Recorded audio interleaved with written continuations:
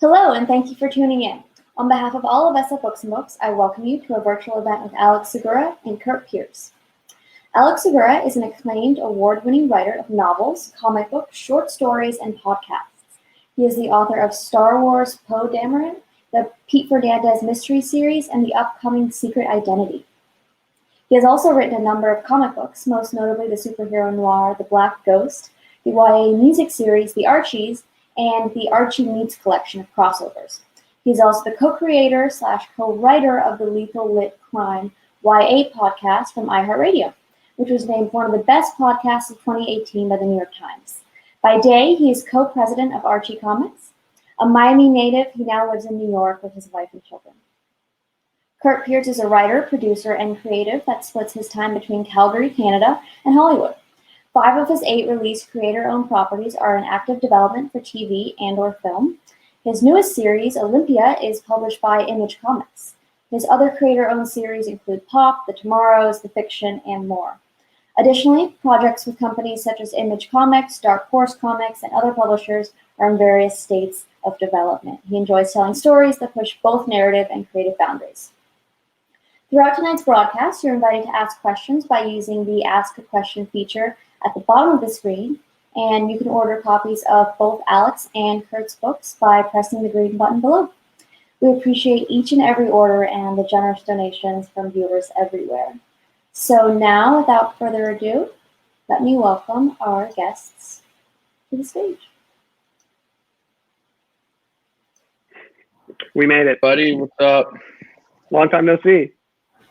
I know we between this and we did the IGN chat, I think we're gonna be best buds by the end of this. Yeah, I'm excited. I think we talked a little bit about this in the green room. Just, it's very special when you get to talk to someone whose work you really admire. And I'd love to, not to just dive into things, but I'd love to just kick off with, what's your origin story in comics? Like, I feel like you've always been around, which is a compliment. Like, I always felt like your books were coming out and I enjoyed them, but I've never heard, how you started out. So I'd love to get some insight into that. Sure. So, I think I started reading comics when I was probably around 12. I think being cognizant of reading them, I'm sure I read a Superman comic or something at the age of 3 or 4 or 5, picture book type thing. But I started being really conscious of them and interested in them around the age of 12, and I got in. I really loved the work of Jim Lee. Like most 12-year-olds do, you're obsessed with that. Same. Her style. Yeah, and still as an adult, I fucking love Jim Lee stuff. And like I said, I read the Brian Bendis, Alex Maleev Daredevil stuff, which is incredible because I didn't even know superhero comics could do that, right? In terms of crime storytelling and sort of just feeling like sort of adjacent to our world as opposed to completely separate to it. I just remember being really blown away. And then, I sort of drifted away from comics for a while. And then when I was midway through high school, a friend of mine who was really into comic books lent me a copy of Preacher.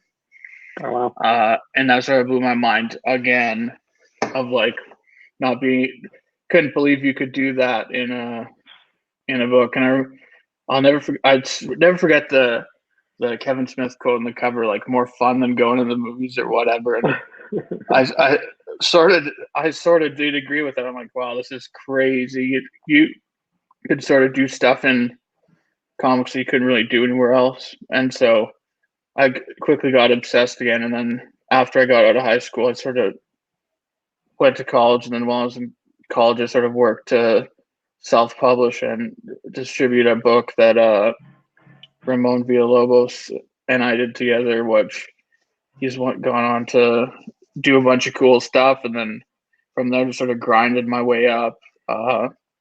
What about you? What's your origin story? Yeah, I'm from Miami originally, so I have really a really vivid memory of my first comic was like an Archie comic at the grocery store. I think my mom just got it for me to shut me up in line at Publix or something, and that just got me hooked on that kind of storytelling. And you read, at the time you read Archie for a little while, and then you graduated to superhero stuff. And I tapped in like right around the time before the guys left to form Image. So it was like Jim Lee on X-Men, Eric Larson on Spider-Man, Todd McFarlane on Spider-Man. And I just remember being blown away by that artwork and just like being so amazed by what they were doing. And then as my taste matured, I got more into stuff like I went back and read stuff. I was a big Spider-Man and X-Men kid and Batman. So stuff like The Dark Knight, Batman Year One. And like, I guess Batman Year One was to me what the Bendis Malieve stuff was to you. Like, that really opened my eyes to really taking a noir approach to comics, something that's so stark and so cinematic. And it felt almost like not for me, which to me is the best thing about comics, when someone's reading, when you feel like you're reading outside of your permission or, above your age range. I would, and then stuff like Grant Morrison's Animal Man just blew my mind. And most of that stuff I read after it had come out, just, back issue bin diving. But that moment in Animal Man where Buddy Baker looks at the reader and says, "I can see you," it just was amazing. It was just one of those things that it just showed me that, like you said, it's a limitless medium, and it's also, it doesn't have the budget of a movie or TV. It's just, you can try whatever you want and get away with it, and then a month later you have to try something else. So, I've always wanted to. Yeah, go ahead. Oh, sorry. I was just gonna say, I think it's funny because even though there's sort of time between both of us coming into comics, once I got into them, a lot of the books you're listing were really formative and sort of formed the backbone of my creative influence as well. Like you're saying about Dark Knight Returns and Year One, those were books I discovered shortly after getting back into it, and it was those were mind-blowing because you realize you could do that stuff with those characters.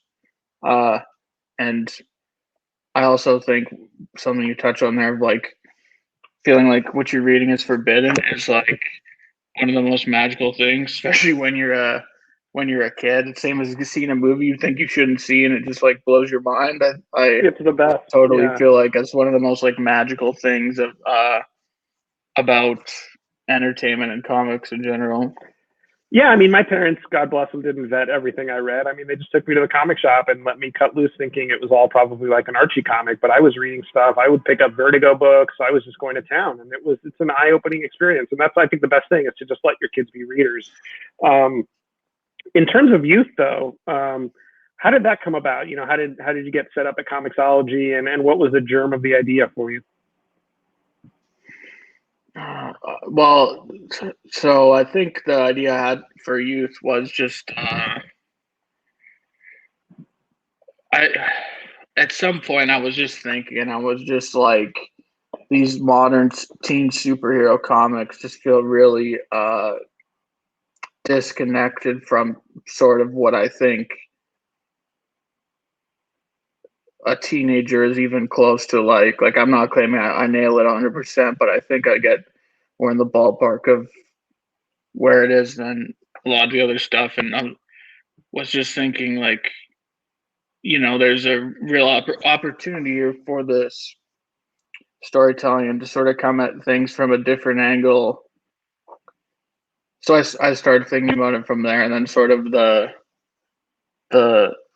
it's sort of a superhero story meets a teenage runaway story, but I was just like, what if the kids in it were queer, or what if that's our different identities instead of just rehashing the same story over and over again. So when I came onto that and sort of the approach of the story and sort of the reverent tone and a lot of the different things, that I really felt like we were onto something. We talked about this before in the other piece, but that idea of creating what you want to read. Yeah. And like, that's really what I was trying to do. And I'm like, I think this book would be great, but no one really got it. And it took pitched it a lot of different places. And, I think publishers were scared to do a book with, the diverse cast that we have that wasn't like rainbow and unicorns and like you know, I don't know how to say it politically correctly, but it's like queer characters and characters with different identities can do bad things too, right? That's part of the story of youth, as these kids are just as fucked up as anyone else.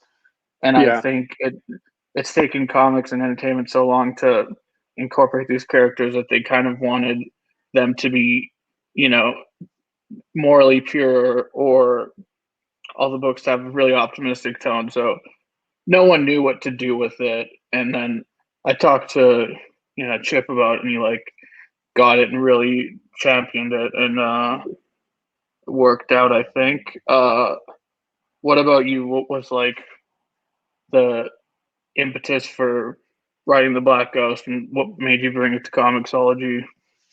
Yeah, I mean, for me, it was like we talked about. It was wanting to write the book I wanted to read, and I love vigilante crime fighter comics like Batman, Daredevil, especially when it's really heavy on noir.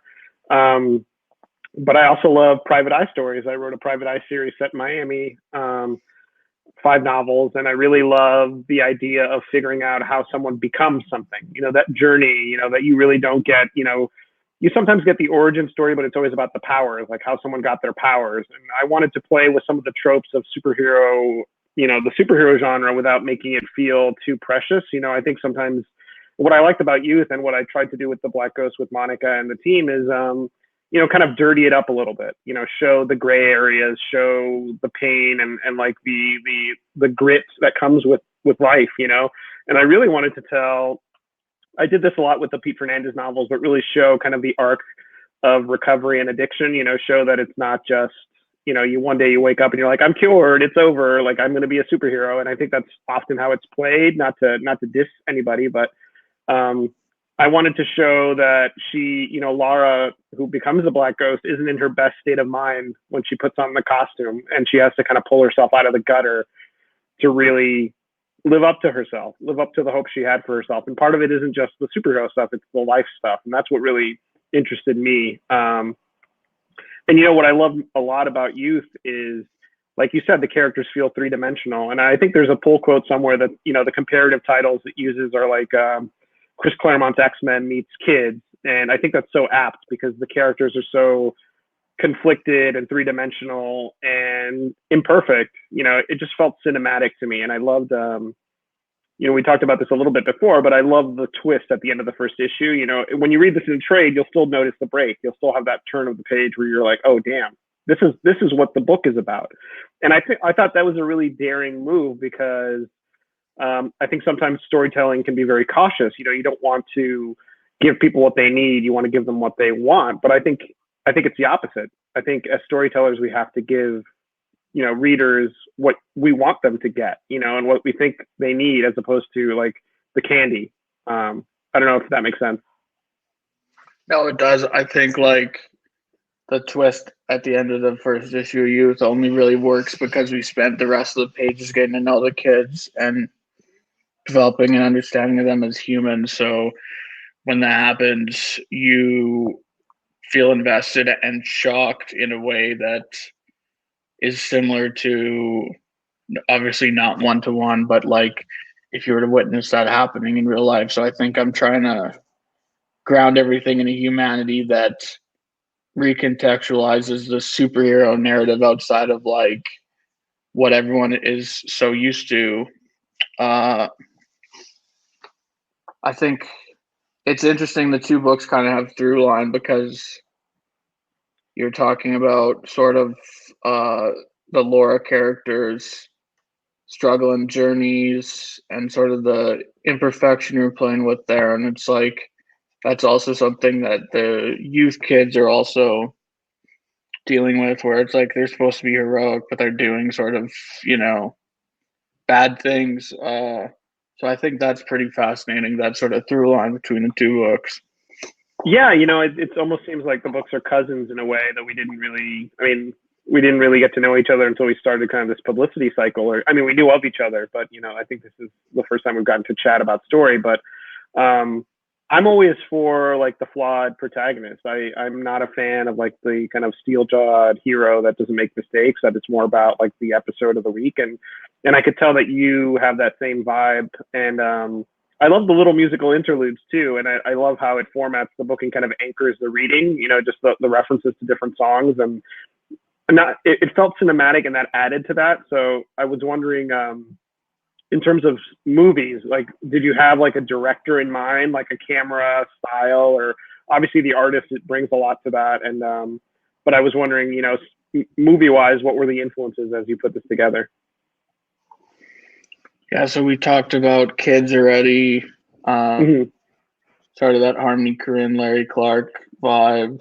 I liked this French filmmaker named Gaspar Noé. He's done a lot of like really grounded but also shocking stuff that I think was an influence. Mainly, I wanted it to feel sort of like naturalistic and almost like uh, shot, documentary style. We're hanging out with these kids, sort of, and then when it expands, it's sort of we're still seeing things through that very grounded and human lens. So I think it was like really more influenced by like a lot of human dramas and sort of off kilter coming of age movies and like a big, like X-Men movie or superhero cinema. What about you? What were your cinematic influences? You know, I was going through a big, Monica and I had worked together on Lethal Lit, this podcast we did for iHeart, and we thought it was really funny because we were comics people that both got pulled into this podcast, which is not about visuals, it's all about sound. So as we were winding down that season, we thought let's do a comic book, and I had this idea, like we talked about kind of a really zoomed in origin story for a vigilante type character and making it as gritty and noir as possible. So I was in a really big kind of Brian De Palma headspace, but not the Untouchables or Mission Impossible, more like Dress to Kill and The Blowout and Body Double, like kind of weird Hitchcockian neo noirs. And I think you can see that mostly with the artwork. And George Cambadeas, who's the artist on the series, he came in and brought this very almost Batman animated style to it. So it looks very welcoming, but then the story is very dark. And I think that juxtaposition works well. You know, you're brought in because you can kind of, you're comfortable by the art. The art style makes you comfortable. And then you start reading the story and it's very disconcerting and in a good way. It keeps you off balance. And with Ellie, I wanted Ellie Wright, the colorist. You know, the palettes we talked about were very much Batman Year One, and very much, there's an arc of Batwoman that Greg Rucka and J.H. Williams did that was almost Year One-ish too in its palette. You know, just very like lots of oranges and browns and yellows, just to kind of give you that sense, like you were saying, like a very naturalistic documentary style. Because I didn't want it to feel too fantastical. I didn't want there to be superpowers. I wanted it to be very utilitarian, and she gets beat up and she makes mistakes, and that's what I loved about stories like Year One, or some the Miller Daredevil stuff. Showing that these people are flawed and they make mistakes. Yeah, I think Richmond Lewis's colors on Batman Year One are just so perfect. Which is such a comics thing of like one very specific element of the craft / process totally sort of making the book. And I think people outside the medium would just not really understand that. But when we talk about like great works, we really are talking about teamwork, right? Yeah. Which Do you want to talk a little bit about the youth team and kind of shout them out, or? Yeah, now that you gave your team a shout out, I have to mention my team or else I'll look like a dick. No pressure. Hopefully, I don't know if they're watching. Sorry, guys. Yeah, so Alex Diodo's the artist. He's a great Italian artist I've worked with on a lot of stuff and continue to work with. And D. Cuniff is the colorist. Great colorist. Colors on so many books. I don't know how he does it, but still working with us for some reason. Yeah. And we got letters by Micah Myers, who was also a great letterer, who's a bit newer, but really brings a lot to the book as well. Yeah, great guys. It says we got 2 questions here. How do we? Yeah, we can. Are we supposed to wait till the end for that? I don't know what we're doing here. Oh, there you are. We can Hello. ask them now, or you guys can finish chatting and we can ask them later. It's up to you. We can finish chatting. Sorry, I just kind of I wasn't sure. No, I love how you just kind of appeared. Like that was great. That was very. I'll hear when you guys are done. Yeah. Yes. So I know you're continuing the series. I read the first issue and the second arc, and can you talk a little bit without spoiling the first trade? You know, just what your goals are and how big you envision this being. You know, like what's your do you have a long-term story that you're kind of inching towards, or is it kind of taking it as it comes? It's like a little bit of both. I have long-term plans for sure for the book, but I think like I try and really make each volume worth reading on its own, and each issue as well. I feel like sort of have an obligation to people who are spending their money to try and make it as entertaining as possible.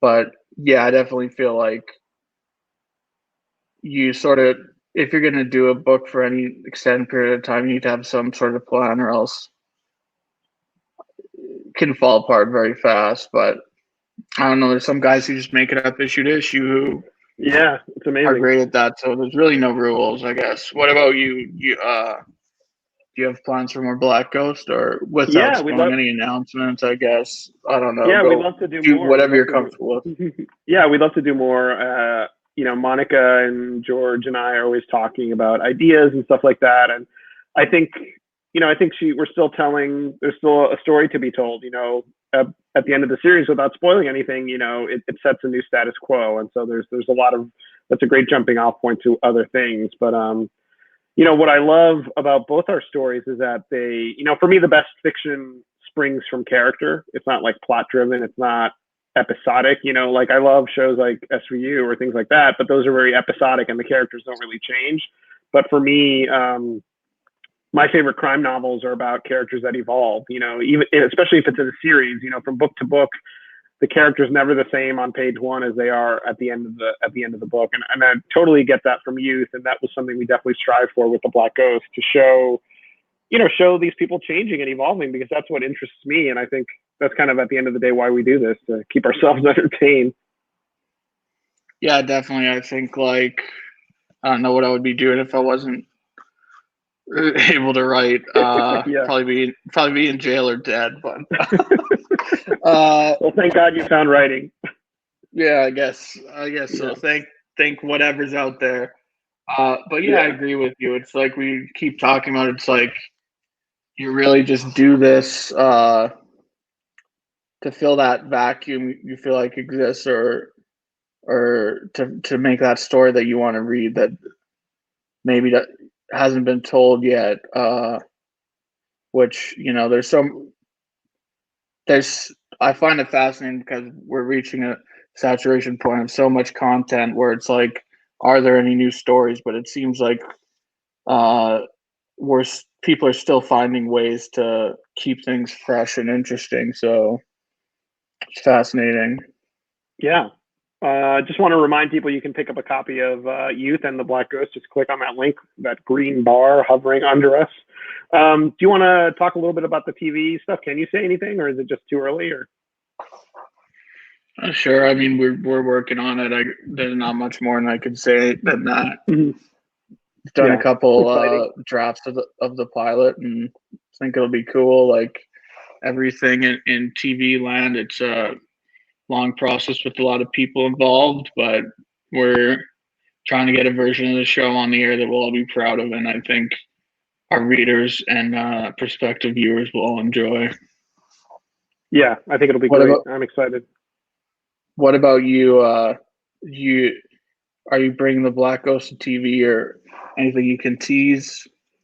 I mean, there's been interest. I think there's been a lot of interest, which is exciting. I think, the Hollywood Reporter said it's Black Ghost is very much like Jessica Jones meets Stumptown, like kind of that PI meets superhero vibe. So that was really cool to see. And, we're just looking for the right partner. I think it would be exciting. And it's also the kind of thing that as creators, we have to let go and just see if it happens, great. If it doesn't happen, we're still going to keep making our comics, I guess,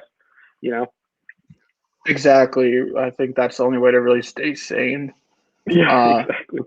Because if you get too invested in chasing the TV stuff, it can certainly spiral into madness. What are you reading these Just days? like, yeah, that's a good question. Which I won't remember now that I'm asked it. I'm reading a lot of Cormac McCarthy. It's really optimistic. Yeah. But I have been reading a lot of his novels. I've been a fan of his for a while, and I'm finding the prose and writing just excellent. So try to read that. Comic wise, I'm trying to remember.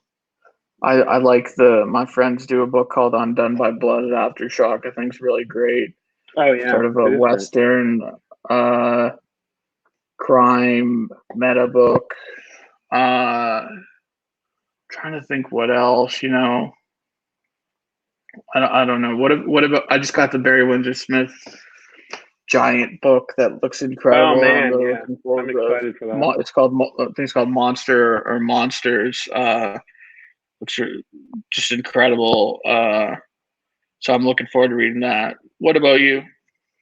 I'm on a nonfiction kick. I've been reading this book about the making of Goodfellas. For some reason, it's called Made Men by Glenn Terry. That's really interesting. I love behind the scenes stuff like that, especially just if it's an area that I'm curious about writing in, like gangster movies or gangster stories. And I'm reading a few novels that I've read recently that are fantastic. Blacktop Wasteland by S.A. Cosby is just, I mean, this is not news to anyone that follows crime fiction, but it is like the book of the year. It's just this great, dark, gritty noir, rural noir that just kind of blew me away. And this other novel, Pretty as a Picture, which is by Elizabeth Little, and it's kind of my favorite crime novels take you into a different setting. My next crime novel is going to be set in comics in the 70s. It's going to be a murder mystery set in comics, and I love stories that transport you into another world. So you either are learning about a place or you're learning about an industry. And Pretty as a Picture really takes you behind the making of a film. It's almost like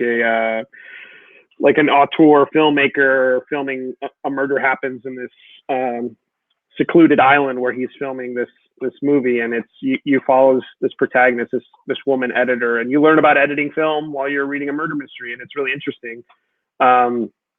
In terms of comics, I've been doing a lot of like binge rereads. I reread the Pires, Wolfman Titan stuff, and my holy grail of comics is the Jaime Hernandez Love and Rocket stuff. It's just like that was such a mind blowing experience for me as a reader, like as a Cuban American kid, like reading comics. I was like, oh, okay, there's books about us. Like, that was a thing, like I wanted Laura to be Cuban American and from Miami because I can't think of any like superheroes that are Cuban American, and that's why I wrote like the Pete books. I wanted to have a guy like me that was starring in a PI series. And I think that's kind of the power we have as storytellers to really like add our voices to the chorus, which is really neat. What else am I reading? I'm really enjoying Mariko Tamaki's Detective Comics run. I'm a kind of a Batman nerd, and so it's exciting to see her take on it and kind of flipping the script on some stuff. So I guess we should. I read some of that, the Dan Mora stuff. It's just incredible. That guy's an amazing artist. Yeah, his art is like next level. It's so like there's just no bad panels, and it's just like a beautiful book.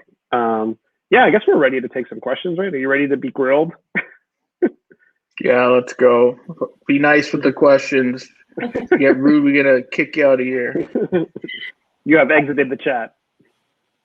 Yeah, you got 86 from the crowdcast. Okay. You both do so much outside of your writing. Can you talk a little bit about how your stories adapt to different mediums, whether it's podcasts or TV? Alex, you want to go first? Yeah, sure. I think what's interesting about these different, obviously with comics, I love it because it's collaborative. You know, you're jamming with the artist, you're jamming with another writer, you're jamming with the colorist, and everyone's important. It's like making music. Like, it's the closest thing to making comics I can think of is jamming with your band, and like, you know, every piece matters, and if one piece is off, you know, sounds off, you can screw up the whole thing. Whereas something like podcasting, when we did Lethal Lit, it was a different palette. You don't have that visual crutch. Like, no, you can't see anything. You can't say, you know, Curt walks into the room. Like, you have to sound it out. Like, the door has to creak open and somebody has to say, hey, Curt, how are you? Like, you know, you have these things that you learn as you write a podcast. It's not as dopey sounding as that, but, you know, you take your cues and it's a whole different kind of palette of writing.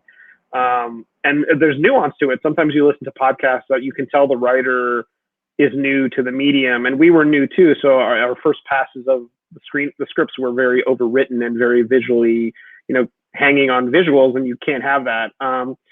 Whereas with something like prose, that's where you can kind of let your God complex go wild because you're completely in control of every aspect of the story. You're not constrained by page count. You're not constrained by panels, you know, and it's kind of what I love about comics. Like, it's almost like you're filling in a puzzle, like you're doing a puzzle. Like, you can only have one action per panel. You can only have so many words in a balloon. You can only have so many balloons in the panel, and so on and so forth. So it's like an algorithm, not to get too like mathematical about it. Like, obviously there's heart and thought and art to it. But whereas with prose, it's the blank page can be so terrifying because you can do whatever you want, and that's awesome, but it's also scary as hell. Yeah, I think like writing prose is I think personally a lot tougher than writing. I'd say comics. Well, for me, I think comics are the easiest. Maybe it's just because I've done it the most. It's like riding a bike. You Yeah. you do something, the better you get at it, right? Writing TV and the screen stuff, I think that's can be easier in comics than comics. You have more real estate, right? So like you can really pace things out and take more time with things and having to worry about fitting everything into 20 pages. So I think that they all have their own unique challenges. I think there's lessons that you can pull from each of them across mediums to make the writing better. Like, I know working on a lot of TV pilots and that sort of stuff for the last couple of years, I think made my first issues of my comic series a lot better and a lot tighter because you learn to break down scenes and sort of you learn pacing and rhythm and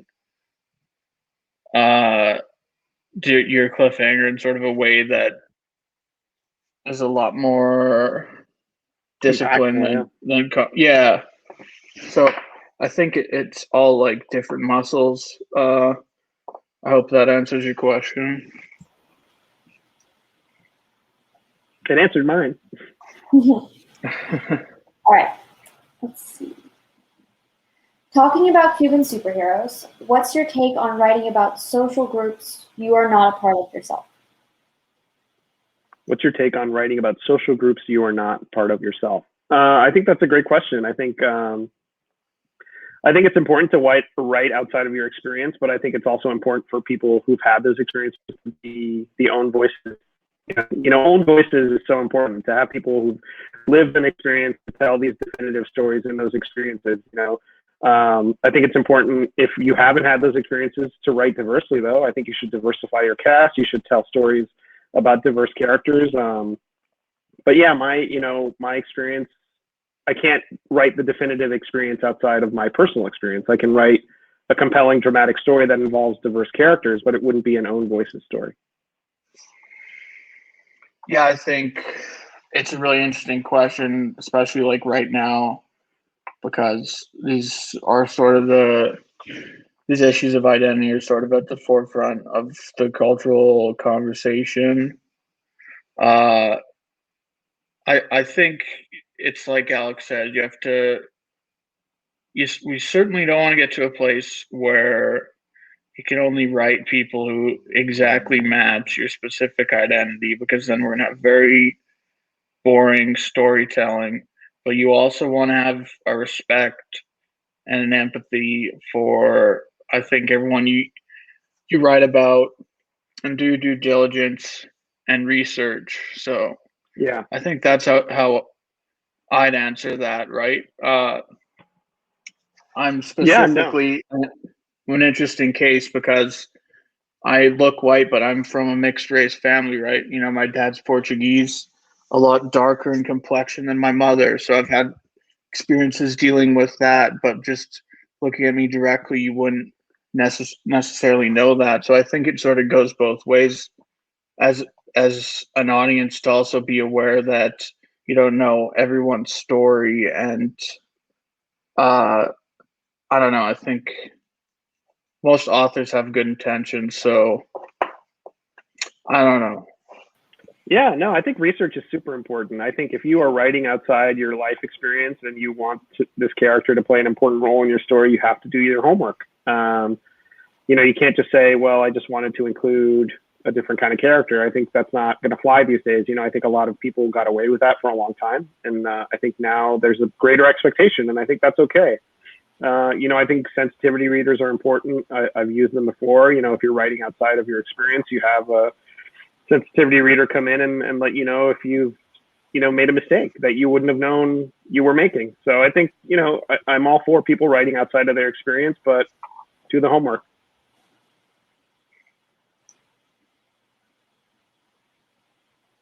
I think those are both great answers. All Thanks. right. You are both very into music. It's featured in both your books. Do you play an instrument? Tell us about how music inspires your work, and what are you listening to now? Do you work with music or in silence? So many parts to that question. Yeah. Do you want me to go first? Yeah, I play guitar. I play a little piano. I used to be in bands in my 20s before I had kids and got married. It's not a complaint. It's just the reality that it's impossible to be in a band. The kids ruined your dreams of being a rock star. Hey, I did. I put out an blame the indie. kids.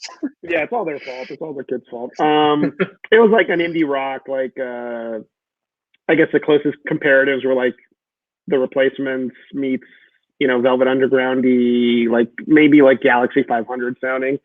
But that kind of like jangly guitar rock. Not too emo, but I can't listen to music while I'm writing, but I listen to a lot of music when I'm thinking about writing. Like for every novel or every book, I put out a playlist, like hundreds of songs long, usually of songs that I think about, while writing the script. I'm like, this would probably be playing, like I was saying, I was reading that Goodfellas book, so I rewatched it recently, and how Layla is playing when they pan from all the different like hits at the end of the movie. That's like one of the all-time great music in movies moment. Yeah. It's just so brutal, and it's such a beautiful merger of sound and visuals. And so yeah, when I'm writing, I think about music, and I'm working on my new novel, so I have like a playlist that I keep listening to over and over and adding to, and it almost feels like the novel's not done until I finish the playlist. But I can't listen to it. I don't listen to it while I'm actually writing. I need like silence. Very rarely I'll listen to something like instrumental, like jazz. I think it's just my head gets too caught up in the words or like the trivia, like, oh, this was on this album and this person's playing bass on this track, and stuff like that. I've been listening to I'm pretty obsessed with like St. Vincent and Phoebe Bridgers, and I love Taylor Swift. I have no shame in saying that. I think she's fantastic. She's a great songwriter. I love her stuff. And Lana Del Rey, I've been listening to a lot, like Sharon Van Etten, a lot of like, I guess, female singer-songwriters. In terms of bands, I was rereading Our Band Could Be Your Life, just because I was thinking that might be a cool novel idea, like a fictional rock band history with a crime in it. So nobody take that idea from me. It's still in the queue, but I was listening to a lot of, I guess, Replacements and Minutemen and Dinosaur Jr. and stuff like that. How about you? Just to remember, the question was about do we listen to music while we're working? Sometimes I can't really listen to it if I'm writing dialogue or anything sort of too emotional for a beat for the characters. But if I'm just scripting something sort of mechanical, like a set piece and a script or a fight scene, I think, I sometimes put on music just because it's not really, that's just sort of like plugging stuff in. I'll watch more than listen to music. I'll watch clips of moments I love from movies or stuff like that when I'm trying to put together a cool scene to just rattle around in my brain. Like, that's a good idea. And then what's the other part of this question? Do you play any instruments? Oh yeah, I play guitar. I got like 5 guitars sitting near me right now. Yeah, I played the guitar. Like Van Halen's my favorite band, so I've got like a lot of my hobbies is I collect Edward Van Halen guitars. So I've got sort of a bunch of different ones that he used throughout his career. It's really weird and obsessive, but it's cool. That's great. And what music's influenced the book? I think it's pretty much everything that's in there. I think it's a lot of rap music and stuff like that, and contemporary stuff, but also like there's like Kickstart My Heart and all that sort of stuff. So I think I like a lot of everything. It's more about a feeling or about the way it makes me feel or the vibe it gives me than specific genre. Yeah. What are you listening to now that you really like? I don't know. Look at my phone. I think there's a new. I like the soundtrack to that movie Cherry was done by this Henry Jackman, who's a composer I like. Right. Yeah.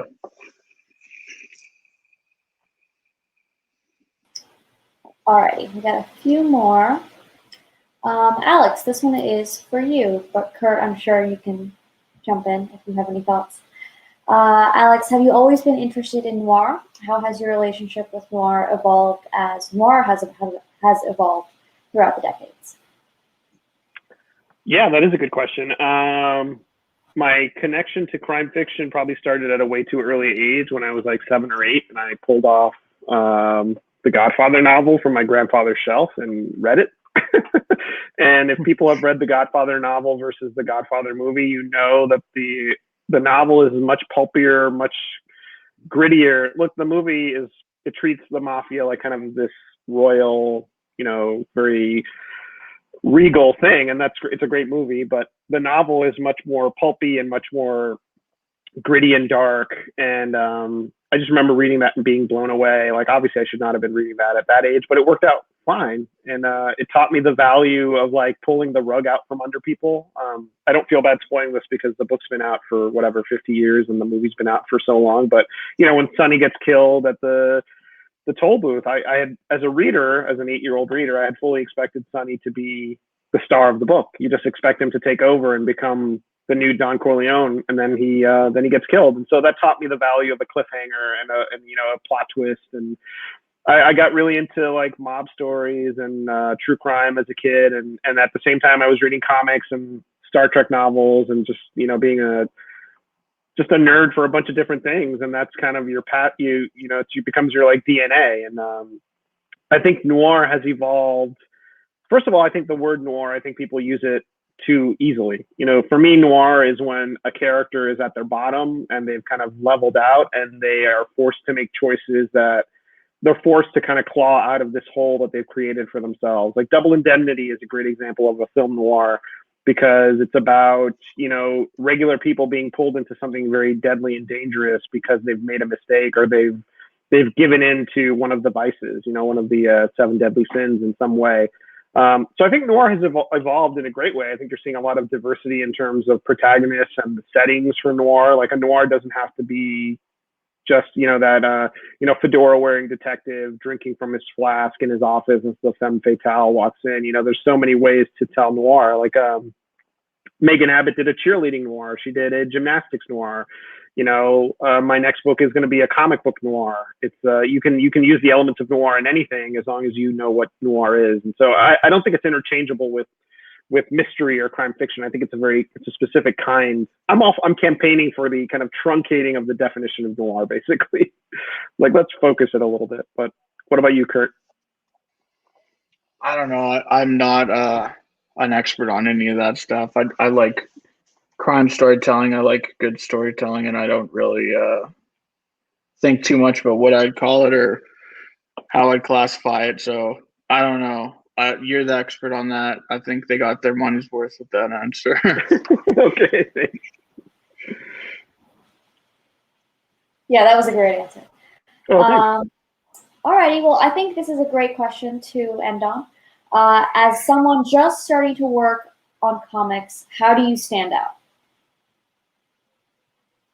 You want to take that first? Sure. Let me think for a second.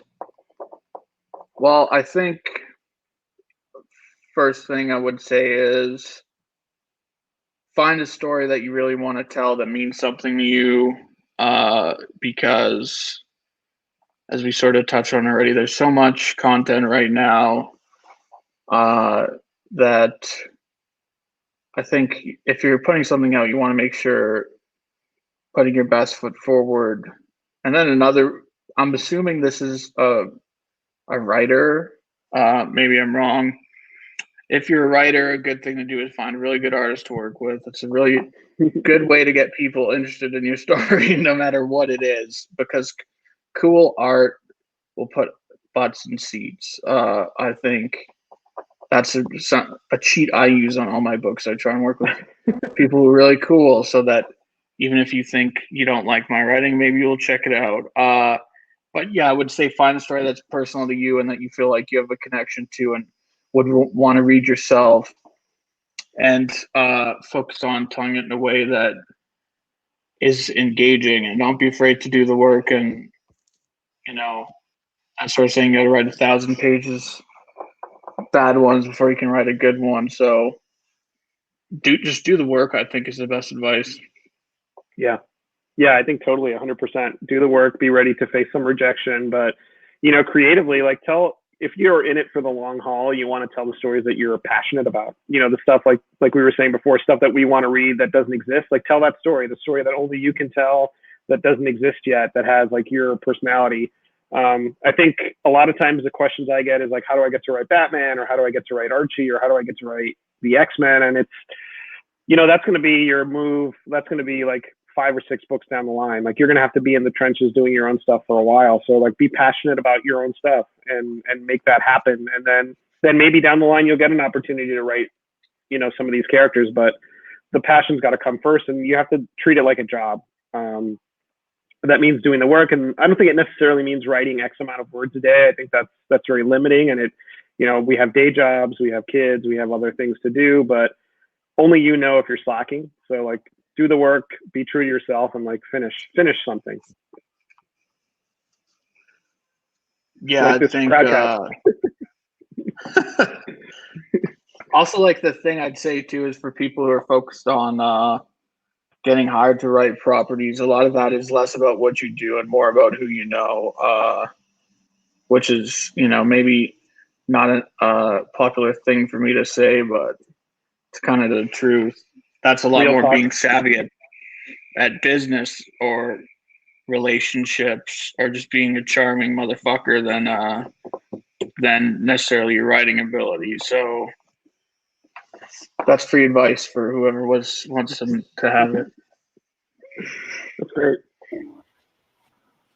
All right, guys. Well, I think that's it for tonight. Do you guys have any closing remarks, final things you'd like to say? Buy our books. Come on. We just sat here for an hour and entertained you folks. Come on, support the local bookstore and be nice and buy our books. Yeah, so we hope you enjoy them. Thanks so much to Books and Books for having us. And Curt, this was awesome. It was great to just sit and chat with you. Likewise, man. It was great. Thank you for you guys for having me and for chatting with me, Alex. Yeah, thanks. Thank you, guys. Thank you, everyone in the audience, too. Again, yeah, if you haven't ordered your books yet, you can buy them at the green button. And we look forward to our next event with you guys. Thanks Thanks, guys. everybody. Bye.